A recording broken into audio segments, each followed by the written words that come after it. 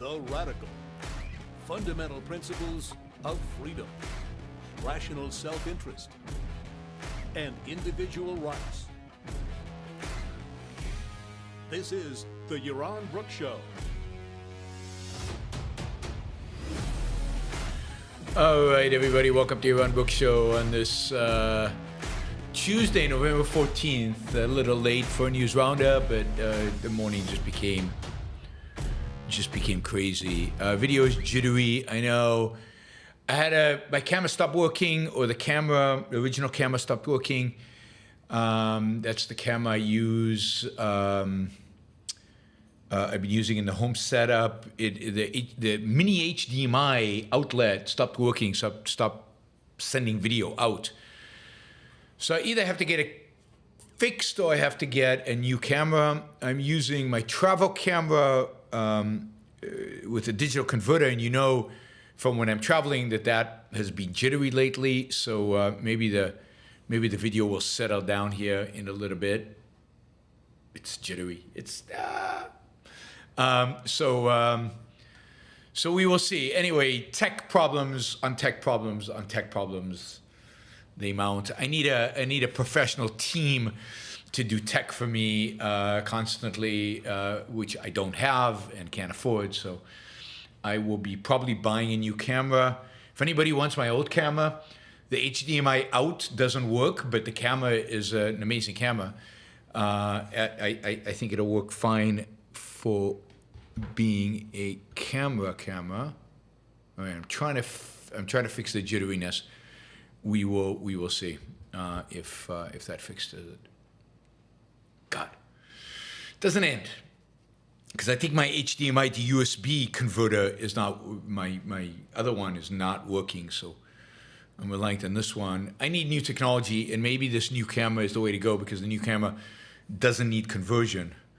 I still need to solve the problem on the road, because this jittery stuff is, I don't like it. It's not good.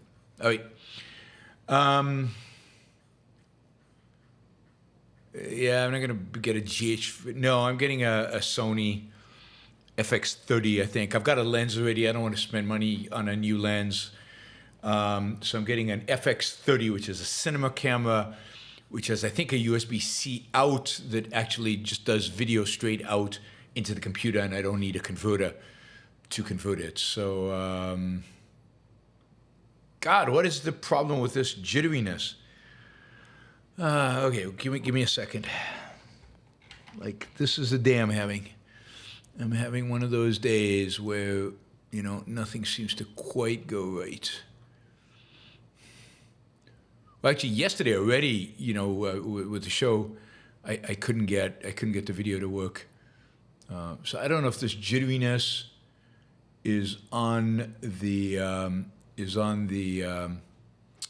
converter, or is it the camera? Do I need a new camera for traveling? Do I need a new converter? I just don't know. Anyway, I'll play around with it and see if because I need to solve this for travel as well. Anyway, I don't need to burden you with all my tech problems. I will figure it out one way or another. God, that's awful. That just looks awful. Okay, one more attempt here to do something completely different.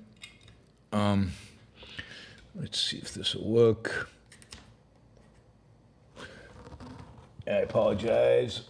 Hopefully, those of you listening and are not relying on video, feel yourself blessed, I guess. Big advantage right now, because this is a frigging disaster. Let's see if this will work. No, that doesn't exist. There we go. So I guess this thing doesn't work either. So it's a two-pronged problem. I have issues on both fronts. All right. Try this again.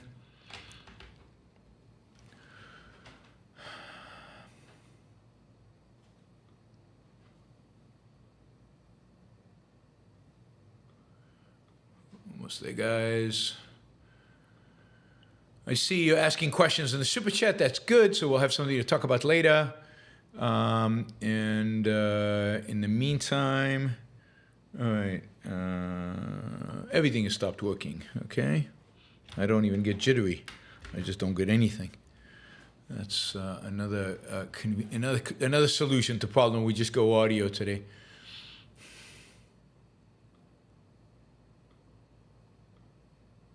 All right, there we go. But it's just jittery. Okay, we'll just live with this, and hopefully the jittery will stop. I laugh, but it's not funny.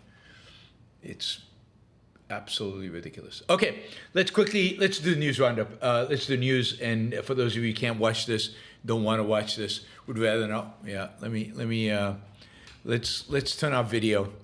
Let's turn off video at least for now. I'll keep making attempts, but let's actually get on with the show. All right. What did I want to talk about? Yes, inflation. So inflation came in today. They came in significantly under expectation, and indeed yesterday and the day before I was reading from a number of financial analysts who were actually expecting inflation numbers to be worse than expected. So I think the analyst expectations that everybody was reporting were actually on the low side. I think the market was expecting bad inflation numbers because, God, the market just sprung to life today. Bank stocks were like at some point up 8.5%, just the general index of bank stocks. NASDAQ was up over 2%. I haven't looked now as the market closed, where it closed at, but everything was up. The 10-year bond, the yield on the 10-year bond went down a lot. So it went down significantly. And so, the market really liked these inflation numbers. And the interpretation I would have for that is that basically the market is expecting these inflation numbers to, in terms of the Fed, to basically represent the Fed not increasing interest rates anymore, holding the line where it is right now.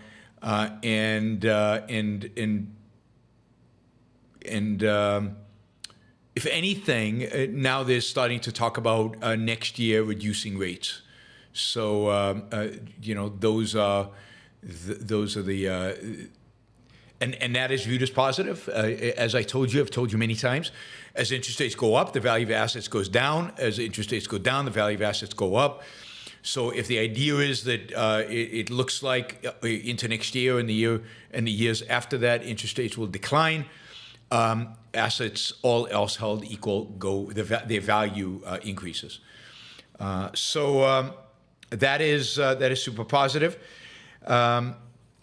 for the markets. We'll see in terms of inflation how it affects all of us in terms of our pocketbook. Inflation is still there. It's not zero. It hasn't gone away. Core inflation still went up. So even though overall inflation stayed month over month was constant, core inflation went up for the month. I'm still skeptical about this idea that inflation is over, that it's done, but it certainly seems to be that we're avoiding the worst case scenario.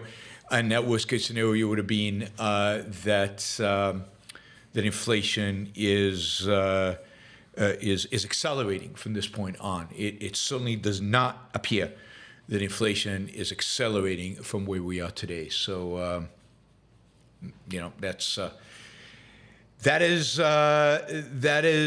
the story. Let's hope the stock market is right. Let's hope inflation is basically over, and that the Fed can start decreasing rates, and that stocks can keep going up, and that that we will be avoiding a recession. Although one interpretation of the stock market going up is that they expect a mild recession where the Fed decreases interest rates, and again increases interest rates, asset values goes up. So. That is in terms of inflation. Biden and Xi are meeting tomorrow. It's not clear what they're going to be talking about. I think mainly, supposedly they're talking for 4 hours. So they're trying to heal a really bad relationship between the United States and China right now. they're trying to establish some grounds for cooperation. I think the main thing they would like to achieve, which I think would be good, is if the militaries of China and the United States started talking to one another again, updating one another. One of the scariest scenarios one can think of in terms of nuclear powers is mistakes that are made, where we fall into nuclear war without wanting a nuclear war. So it is good that militaries communicate with one another. There's ongoing communication, and that communication is sustained. Again, for that to happen, military officials have to talk to one another, and they haven't been. I think since Pelosi went to Taiwan, the Chinese have been refusing to talk to the U.S., and that is not healthy, not good ultimately for security. I think for our long-term security, that is actually quite risky. Yeah, we have a black screen for those of you coming in. Video is not working today for a variety of reasons, actually many reasons. It seems like all of my equipment is decided, all my video equipment is decided to fail all at the same time, all at once. And that is what we have. That is what we have right now.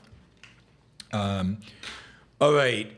Let's see. Oh yeah, I did want to say with regard to Xi and Biden, I did say yesterday that they were going to agree to this not using AI for autonomous weapon systems. So where the weapons is a good shoot based on the AI feed.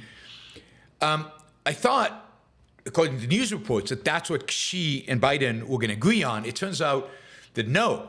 It turns out that the United States has signed such an agreement with like 40 other countries, but explicitly, China has not signed it, and China does not want to sign it, does not intend to sign it. So we have basically signed away any strategic advantage we have as a super advanced country in AI. And basically granted the Chinese, if you will, the superiority here and the ability to deploy AI in ways that we can no longer do. So hard to understand why the United States would sign it with any other country than China, the only country that has a meaningful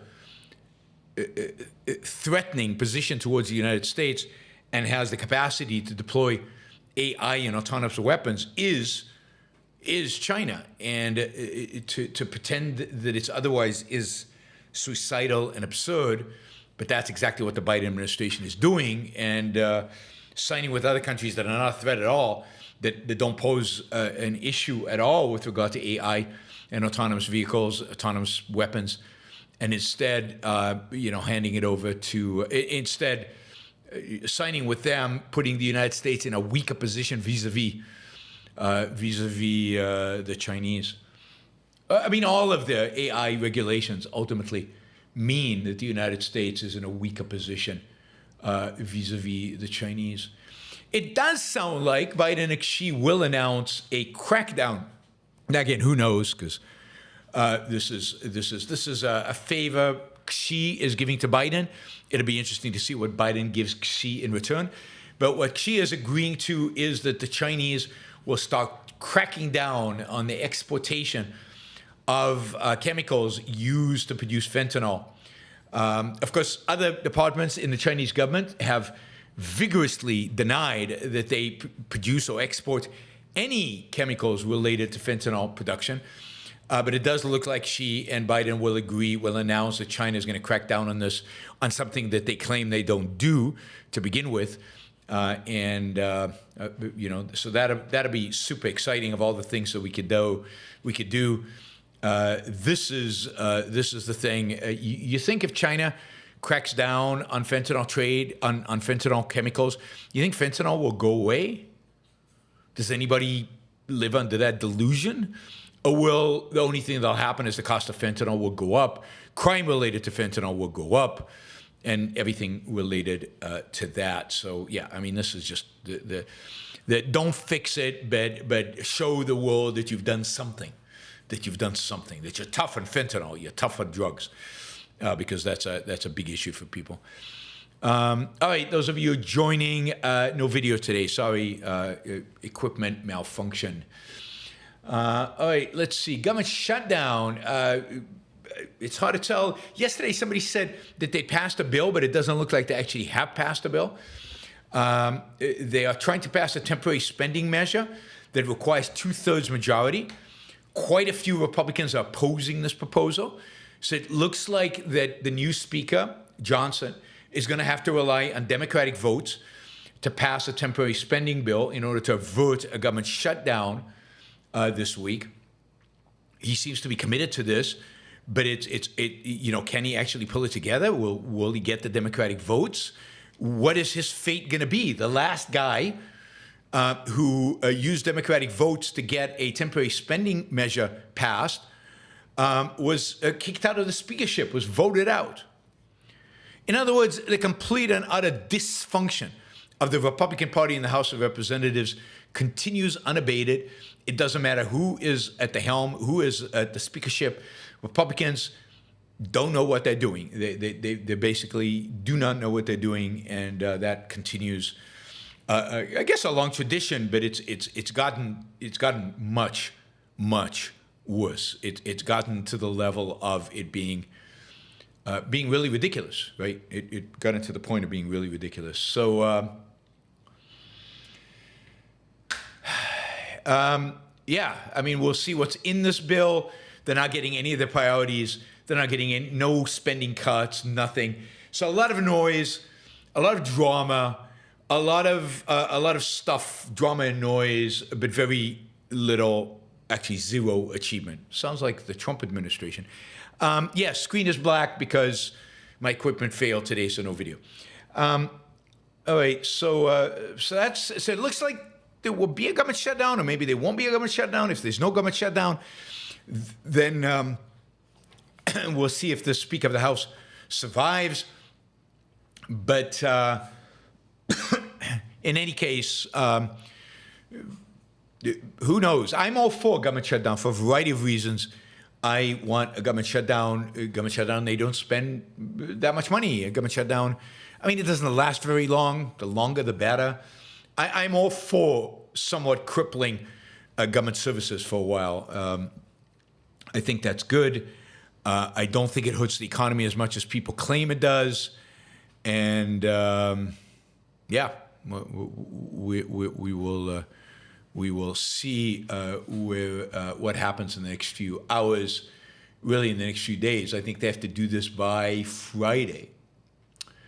All right, finally, not finally, but the environmentalist left is now dramatically opposed to LNG. They are opposed to liquefied natural gas that is moving, particularly the liquefied natural gas that the United States is producing and shipping to Europe. You know that last year there was this real panic that Europe, because it was not getting any gas from Russia, that it would just collapse, that Europe would just collapse, people would freeze, there would be deaths, there would be destruction, it would just be horrible. Europe got a little lucky, partially because it had a warm winter, so it didn't need quite as much heating, gas for heating. And then they also landed up, they had a lot of stockpiles of coal, which they burnt in huge quantities last year in order to keep themselves warm, in order to keep electricity going throughout Europe. And then finally, they did manage quite a feat of production of building. They built a number of LNG, terminals. And the United States started shipping massive quantities of LNG gas to Europe. It's actually much easier for the United States to ship LNG gas to Europe than it is to ship LNG gas from Texas to Boston because of the Jones Act. So it's actually likely that we would be shipping LNG to Europe so they don't freeze, and at the same time, we allow people in Boston to freeze because they can't import gas from Russia, which is what they typically do when they're short of natural gas, because the Jones Act makes it impossible to ship LNG from U.S. ports, U.S. ports like Houston to another U.S. port like Boston. That is literally illegal to do in the United States because of the Jones Act. All right, maybe the jitters will go away this time. We'll see. If they get worse, I'll shut it down again. So let's see. So the environmentalists upset because Europe was saved. What the environmentalists really wanted was a massive energy crisis in Europe, and they could say, told you so. You should be building more, solar panels, solar in Germany, which of course is a joke because the sun never shines in Germany. You could build more windmills, but then the wind doesn't always blow. So the whole thing seems, the environmentalists want an energy crisis because they ultimately want us to stop using any kind of fossil fuel. And even though natural gas is super good in a sense that, this is hopeless. Super good in the sense that it is low carbon emissions. It's quote environmental friendly. And indeed, the United States has seen emissions decline significantly over the years because it shifted to more and more, natural gas. The environmentalists are unhappy. I mean, they're really, really unhappy. So McKibben, who is one of the leading climate change catastrophists, you might have seen years ago that Alex Epstein debated McKibben. Anyway, they've come up with a new one. It turns out that in the LNG life cycle, that is from fracking to pipelines to the liquefaction stations to the ships to the final combustion, LNG emits a huge amount of methane and other greenhouse gas emissions. And then indeed, because of the whole chain, you get more greenhouse gas emissions from LNG than you do from coal. So now they're trying to stop the Biden administration from exporting natural gas, from increasing fracking, from producing more natural gas, so that we reduce the emissions associated with LNG. I mean, the reality is that it doesn't matter what form of energy production you come up with. The environmentalists will always be against it because the reality is that they don't care about climate change. They don't care about pollution. What they really care, I mean, the radicals, the consistent ones, the ones that I think set the tone and frame the debate, the McKibbens of the world, they just want us not to use energy. They want human beings to stop touching nature. But that's how human beings survive. We survive by reshaping nature to fit our needs. We survive by taking nature and changing it to fit what we need. And, the environmentalists hate that because they hate human beings. And therefore, what they really want is death and destruction. And nothing short of death and destruction will add up for them. I mean, they are the real nihilists. They're the same kind of nihilists, and really the same people, marching in favor of Hamas. They want human beings dead. They want civilization destroyed. They want the West to crumble. That is their goal. And if they stop LNG, on top of everything else they'll stop, they'll get their goal in the end. All right, let's give you a quick war update in terms of what's going on in Gaza. I mean, there's not a lot to update you on. Israel continues to advance in Gaza City, continues to take Hamas positions, continues to kill some Hamas members, not very many, but some Hamas members. It basically continues to work to control Gaza City and basically the whole of the northern Gaza Strip. The challenge, of course, is that most Hamas fighters are not there. Most of the weapon systems are not there. The hostages are not there.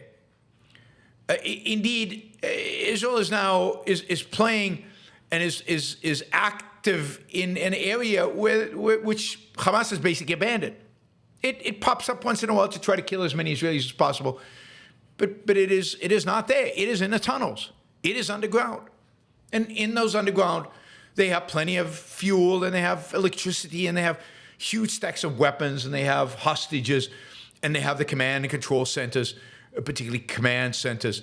Now, Israel's disrupted a lot of that and blocked a lot of the entrances into the tunnels. But I just want to give you a sense of this tunnel system. And it's shocking to me in many ways that Israel's done so little. And I think a big part of it is that they're afraid. They're afraid to use big bombs. They're afraid to really crush these tunnels because buildings on top of them might tumble. They're afraid of world opinion. They haven't taken the hospital, or Shifa Hospital, where the main command center is just underneath it.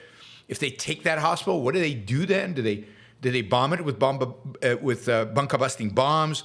Do they go down into the tunnels? Probably not. They don't want to get engaged in tunnel warfare.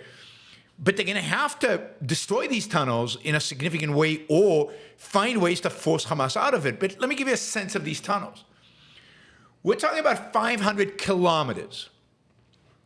We're talking about 1,300 tunnels, 1,300 tunnels.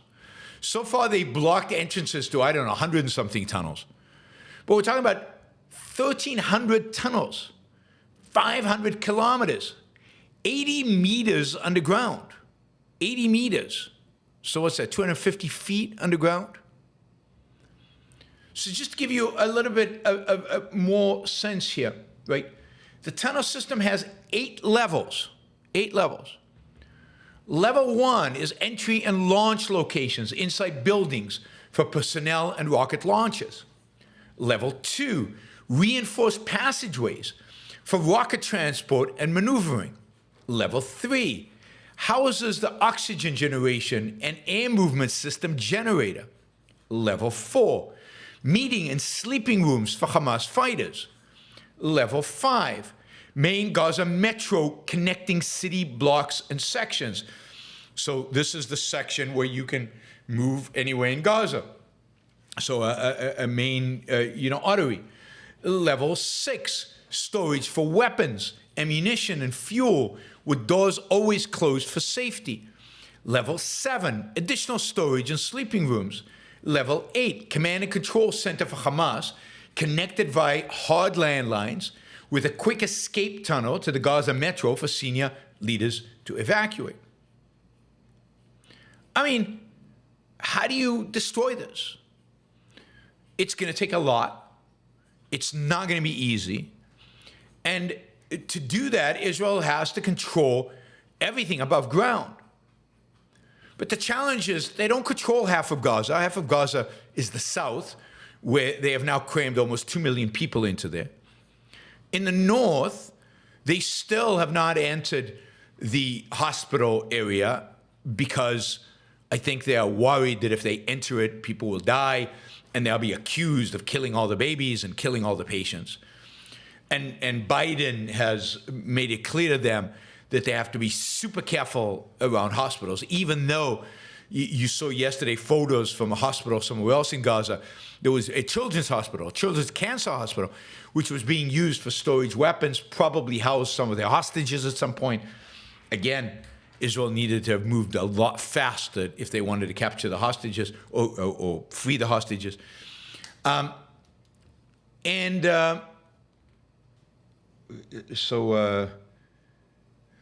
was the other thing? Yeah, so they need to take that hospital. They need to get in there. They need to destroy whatever's underneath it. If they want to save hostages, they're going to have to send forces into the tunnel system. I don't know how they do that. I mean, I'm sure this is being debated now thoroughly among operations staff within the Israeli military. But they're going to have to get to whatever level, that level 8, which is the command and control for Hamas, where they're probably holding the hostages. They're going to have to be able to seal most of the entrances so that Hamas doesn't pop up behind them, or keep some of the entrances available, open, so that the Hamas, as they come out, they can kill them. But it's not clear here how Israel is dealing with this. And I still am afraid, and I've said this from day one, that they will not go all the way. That they will do a lot more than they've done in the past, but they will not go all the way. They will not kill the hundreds, thousands of Hamas personnel. They will not kill the leadership thoroughly. They will not destroy every little bit of those tunnels. Now remember, tunnels can be rebuilt. Fighters can be retrained. But you got to start by destroying that and destroying the fighters. Also, I think it's important to note, and maybe the world will notice this, but probably not, this kind of complex is really expensive to build. This is billions and billions of dollars. Unbelievable man hours. You can understand now why Israel has a bit of a blockade here. Doesn't now allow concrete into the Gaza Strip. It manages to get in anyway. Doesn't allow certain materials in. Doesn't allow heavy equipment in, because it's worried about them building these tunnels. They've done it anyway. But the world would like Israel to just keep the borders open and allow anything to flow in so that Hamas can build whatever they want, arm it in whatever they want, use it in whatever way they want. As I've said before, the longer this takes, the less likely it is to be done properly, to be finished thoroughly. The longer this takes, the bigger the international pressure, which is enormous right now, the weaker the Biden administration is going to get. Biden is getting massive pressure from within the Democratic Party to to basically have Israel stand down. I mean, think about all those demonstrators on the streets, those old Democrats. And Biden needs them to vote for him. And then you've got huge numbers of nonprofits, and you've got huge numbers of politicians, congressmen, and senators who this is way too tough for them. This is way too pro-Israel for them. And they are going to start reining Biden in, and Biden is going to start reining Netanyahu in, and Netanyahu will rein in the army, and this will never get completed. The things that need to be done will not be done. And I don't know, given the circumstances in which we live, I just don't know how you deal with that. I don't know how you fix that. That is a kind of reality. Israel is doing everything it can to avoid a war in the north. It is doing everything it can not to respond to Hezbollah, but not to overly do it in a sense, not to cause them to want all-out war, even though Israel at some point, at some time, is going to have to deal with the Hezbollah threat, just as Israel, together with Iran, at some point, at some time, will have to deal with the threat from Iran.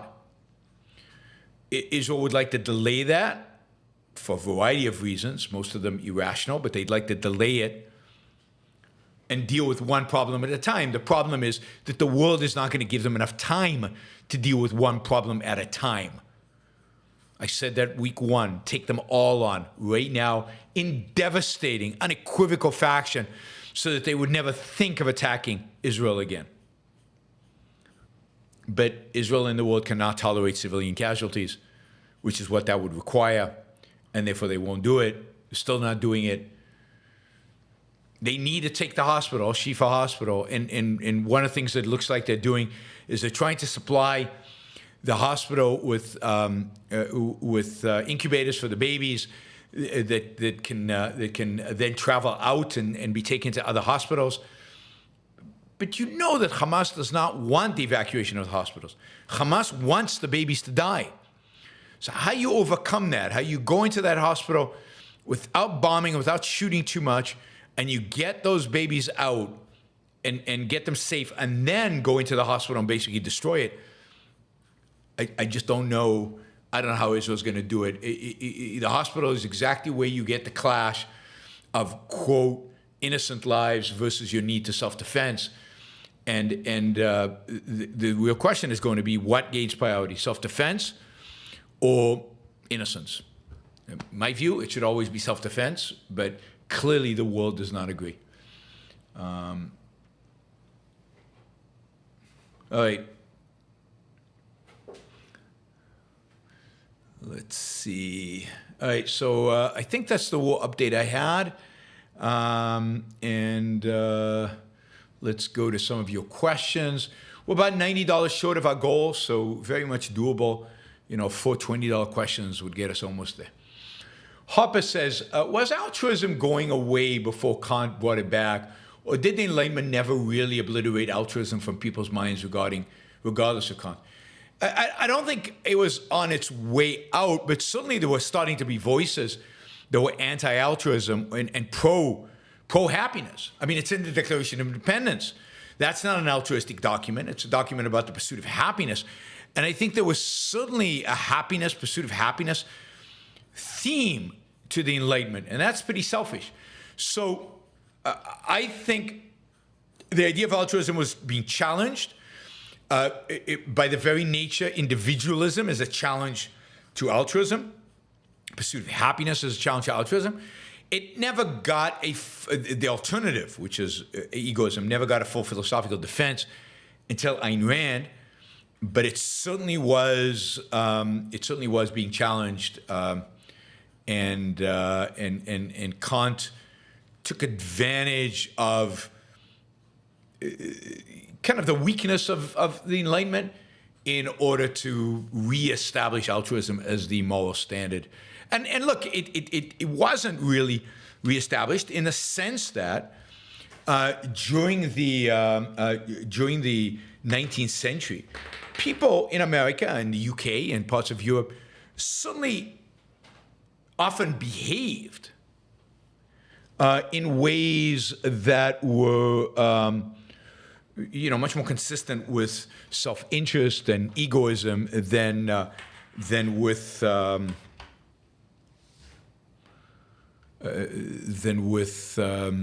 altruism. So the Industrial Revolution couldn't come about really without some sense of self-worth, self-esteem, and pursuit of happiness and pursuit of material well-being. That I think many in the Enlightenment took seriously. All right, thank you, Hopper Campbell. Michael, do people honestly believe your success is their failure? I don't think anyone really believes that. It's pure envy. They don't want to admit to themselves, so they develop all these BS economic theories to compartmentalize an inferiority complex. I mean, there's something to that. They don't, deep down how much they believe it. But I think, look, to the extent that you don't think, to the extent that that people emote, not think, or people, as Ayn Rand said, are not at the conceptual level, they're at the perceptual level. Zero-sum thinking, zero-sum unthinking, is what they see. Some people getting rich, some people getting poor. Or not getting rich as fast. Some people seem to be in a position of exploitation. And look, the entire intellectual mainstream for 150 years has been telling them exactly that. It's been telling them it's a zero-sum world. It's all talked about exploiter and exploited. It's, from Karl Marx on, this has been the theme. Oppressed and oppressed, exploited and exploited. That's been the attitude of most of the people in the world towards capitalism. And you can't blame the common person for believing that. And I think many of them do. I don't think they have a context, an intellectual context to understand or believe an alternative. And they're just no intellectuals presenting them with an alternative. So they go with it. And it's the intellectuals who are being immoral and evil even and deceptive and, evasive, completely evasive, clearly evading. But I think it's wrong to attribute everybody's errors to inferiority complexes. I don't think one should boil everything down to psychology. They have evil ideas. They've adopted evil ideas. They've chosen evil ideas because they've chosen to evade. They haven't chosen to evade because they have a complexity, inferiority complex. To a large extent, their inferiority complex is a result of their failures, which is a result of their evasions. So, chicken. One cultural aspect of Norway that is way superior to the United States culture, in my opinion, that is Norwegian parents teach and tell their kids to be independent at an early age. As for in the U.S., you live with your parents for way longer. Thoughts? I think that's probably true. I think there are cultures out there that do a much better job raising independent children, giving children space, giving children the opportunity to take risk and to live by their own judgment to some extent. The helicopter parent phenomena is not unique to America, but it certainly is more popular in America than anywhere else. The fact that American parents have to drive their kids everywhere, that there's no walking, there's no taking public transportation by themselves. Kids are completely dependent on their parents, and the parents are involved in every aspect of their life. None of that can actually be healthy. So, yes, I think to the extent that parents in other parts of the world leave their kids and allow them to be more independent, that is much healthier society. Silvanos, thank you. Michael, Ben Shapiro came out and condemned Candace Owens' despicable comments on Israel. Why is she doing this? Why doesn't he fire her? Well, I don't know why he doesn't fire her. She has a big following. I would fire her. Is she on the Daily Wire? I don't know, but this is a time of reckoning for the Daily Wire. They have to figure out what they really stand for and what they're part of. And I think Candace Owens' position on Israel is one that she deserves to be fired over. I think he maybe is afraid of being accused of lack of free speech or something like that. But it's a private company. There is no free speech in a private company. So I don't know why he doesn't fire her. But Candace Owens has been terrible for a long, long time. She's been terrible on a lot of issues. Ben Shapiro is much, much better than her. But there are others that we've seen from the Daily Wire who are terrible. So Ben Shapiro by far is better than anybody else on that network. I don't know how much control he has over the content. I don't know how much control he wants over the content. But it is what it is. It's sad. It's sad that they built up Candace Owens, and she turned out to be, unsurprisingly, a monster. Micah says, why do you say the Conservatives in the UK need to lose big? Well, because they've sold out. They're so pathetic. They're so bad. And they have been bad, since Boris Johnson came to power, certainly.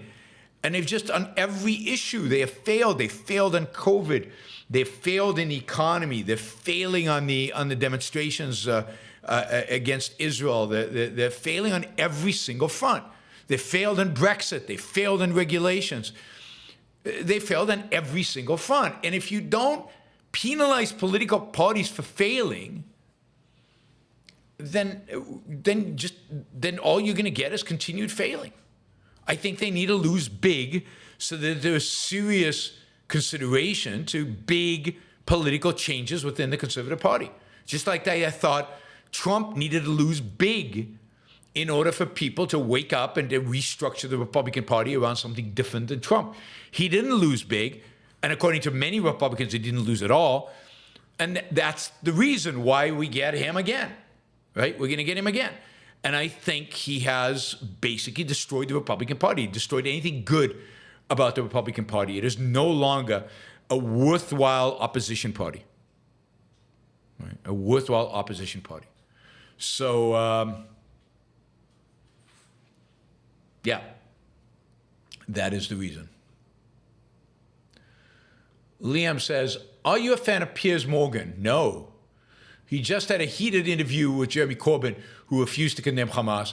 Yeah, but then he has a heated interview with Douglas Murray, because Piers Morgan refuses to condemn Hamas to the extent he should, and continues to call for a ceasefire, and continues to condemn Israel's behavior vis-a-vis civilians. Piers Morgan is a nothing. He is a centrist with no spine and no ideology and no real belief system. He is truly a nothing. And yeah, I'm not a fan at all, as you can tell. All right. Michael, objectivism needs to stop being so fringe and unknown. There's no reason Ayaan Hirsi Ali shouldn't have gravitated towards objectivism or Christianity. But it is fringe and unknown. I mean, it should stop. Yeah, I'm all for it stopping doing that. How exactly? It's easier said than done. You need a lot more intellectuals. You need really, really good intellectuals. You need to command the stages of the intellectual world, but not easy to do, not straightforward at all. All right, we've got 107 people watching right now. We've got $90 left to raise. It's been that way for a while. If you're listening and you don't usually support the show, please consider doing a sticker just in support of the show. Thank you, Arun, for the $5 sticker. If a bunch of you do $5 like that, out of 109, we'll definitely get to our target. If you want to support the show, if you want to ask a question, use that. But the sticker is nice because that way you can show value for value without actually having to come up with a question and think of a question and provide a question. You can just express your support. Also, if there are a bunch of you listening now who are not subscribers, please consider subscribing. And don't forget to like the show before you leave. It really helps with the algorithm. So press that like button. Costs you nothing. And please become a subscriber if there's value in these shows that I do. All right. Harper Campbell says, is narcissism the default for people who implicitly reject altruism without knowing objectivism is the proper alternative? I don't know that for all of them, certainly for many of them, narcissism is the kind of fallback, the alternative. But I think a lot of them don't have the audacity to be narcissistic. So many of them just become nothing, just become pragmatists. I think pragmatism is the dominant form which non-altruists take. They basically do what they think will work. They focus in on the on the short run rather than on the long run. They try to get by. Most businessmen are not altruists in the way they run their business, but they are pragmatists. They've given up on principles. So they give up on principle and they become pragmatic. I think that is the main way in which people deal with abandoning altruism or not wanting to deal with altruism or not liking altruism. And that's what most people do, because you have to go to work, you have to feed yourself, you have to do a lot of self-interested things in life in order to survive. And I think most people just deal with it on a pragmatic basis. They accept that they're going to be sinners, they accept that they're not going to be moral, and it's just whatever goes, whatever flies. That Doodle Bunny, these constant technical issues are very unprofessional and really annoying. How do you expect to reach 100K subscribers like this? Thank you, Doodle Bunny. I really needed that reinforcement. I appreciate it. All right, Sylvanos. If you can tell me you're having technical difficulties, perhaps you can get a picture of you or Rand to have up instead of a black screen. I can put a picture up. But I'm not sure how valuable that is. But the technical problems like this won't continue. It's just a question of how quickly I can solve the problem. A new camera, I'll probably buy it off the islands. It has to be shipped here, and the existing camera that I have, how to get the jitters out, I think I know how. I'm going to go to Best Buy tonight and buy a piece of equipment that I hope will fix the problem. We will see. All right. Thanks, everybody. I appreciate the support from the Super Chatters. Really appreciate it.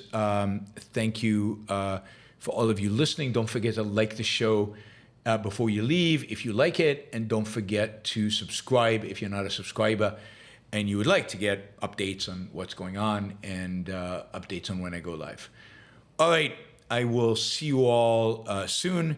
Thank you, everybody. And I'll see you. Oh, tonight, I'll post this on Twitter, but I will be doing something on the situation in Israel for Ayn Rand Center Latin America. I'll be on with Ilan Juno and Tal Tzfani at 8 p.m. I think it's 8 p.m. 7 p.m. East Coast time. The link, I'll try to post it on Twitter, the link for that. You can probably find a link on Ayn Rand Center Latin America or on AOI's website. Talk to you all soon. Bye.